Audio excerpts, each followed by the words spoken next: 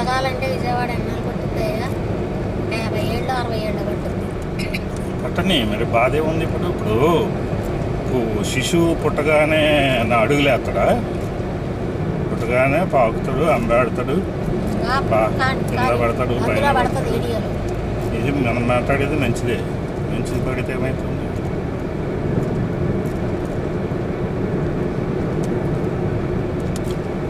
బుజ్జి కెమెరాలో అనాథాశ్రా అని లేదు కానీ వీడియోలు తీసుకొని ఎత్తాను.